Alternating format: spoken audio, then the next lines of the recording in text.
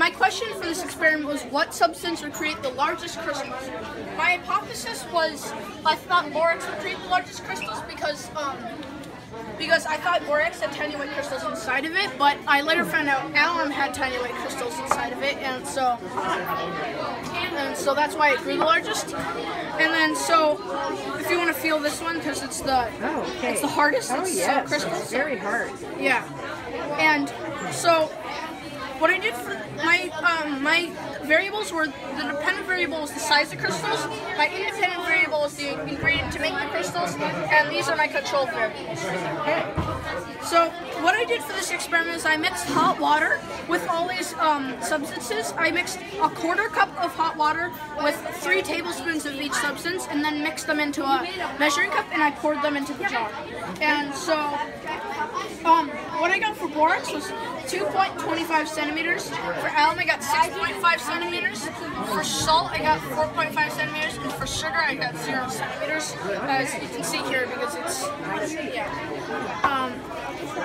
what I could do differently next time is I could probably not spill the borax all over the table before I even started.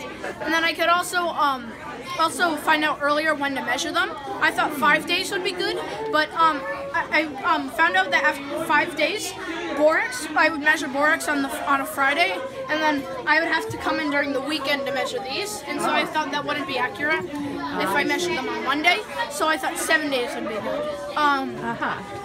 So in nature, crystals form when magma cools, and if it cools slowly enough, then a crystal forms. I definitely didn't use magma for this experiment, but that's how it forms in nature.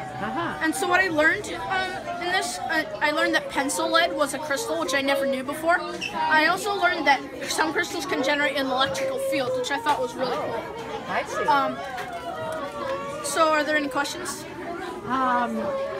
Well, what surprised you the most about the data that you gathered from this experiment? Well, I was surprised a lot by the alum, because I did not know the alum would grow this much.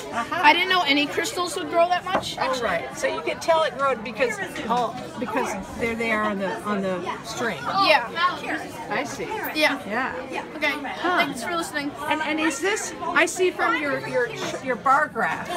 So alum was more than double the lowest one. Yeah. And about 30% more than the next highest.